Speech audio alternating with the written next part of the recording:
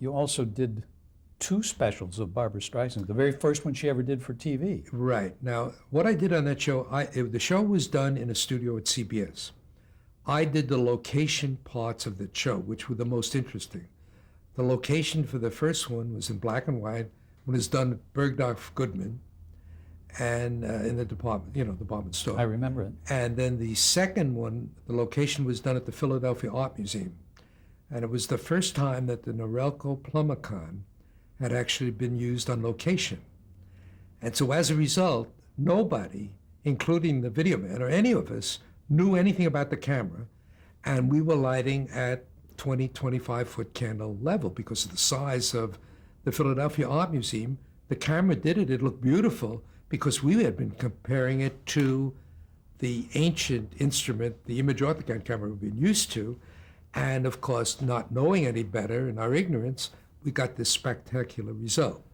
I was really intrigued by location. I was intrigued about the ability of us, and I'm talking about the whole video industry, being able to do things that seemed to be insurmountable, something we hadn't done before.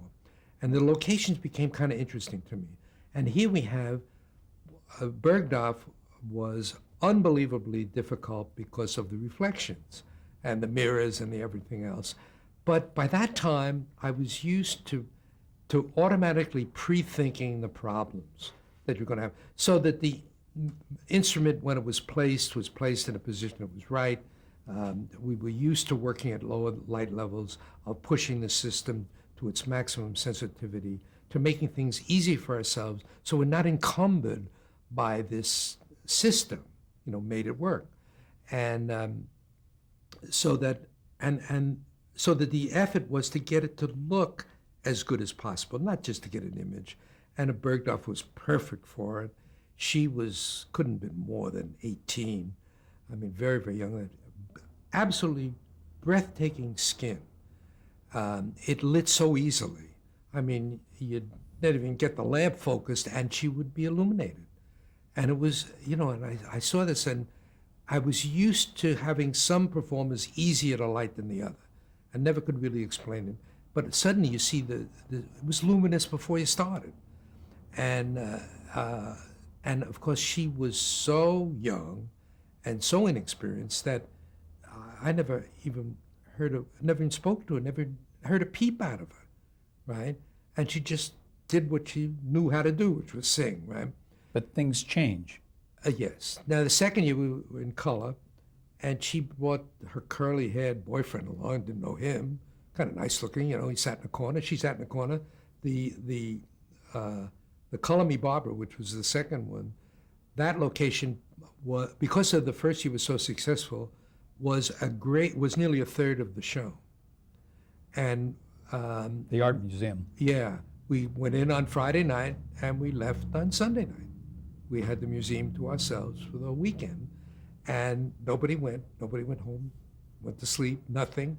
Neither did Barbra Streisand. She said nothing. We heard nothing from her, no complaints.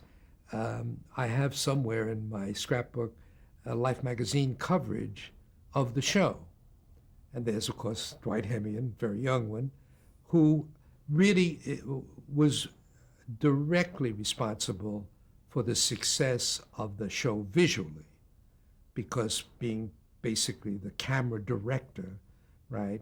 The camera was always in the right spot. The framing, everything was so easy with Dwight, and all the many, many years that I worked with him and so on. It was simple to light because it was predictable. It was always going to be the best looking shot. He would never put anything on the air that even was marginally acceptable. And so having that, we could just go ahead and light it. And of course, having the texture of museums are wonderful places to light in. Because no matter where you stick the light and how you do it, you start way up there, right, with a great looking product. And so that experience was very interesting. It was Joe Layton, who I'd never met prior to that, and then kept reappearing in my career as it went on. Did you ever work with her in later years? Did she request you? No, she appeared on a number of shows that I did. I remember she was on a Grammys one year, and there might have been a few others. And then about, I don't know, a couple of years ago, I got a call from the Rosie O'Donnell show. And they said, "This Bill Klages?" I said, "Yeah." And they said, "Well, somebody suggested that, look, Barbra Streisand is coming on the Rosie show, and she's not bringing a lighting man." I said, "Okay." She said, "Then somebody suggested that you might be able to come in and light her on the Rosie O'Donnell show." I said, "Sure." He said, "We have to check with somebody first." I said, "You mean Marty?"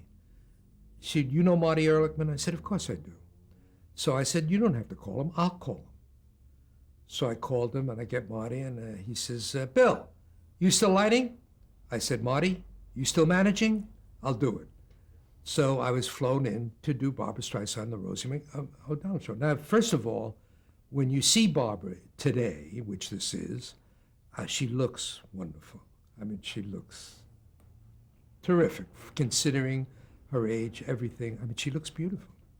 But what has happened to her over the years, she had become so insecure in her ability to appear and to be gracious and ease that I had to be here for Rosie.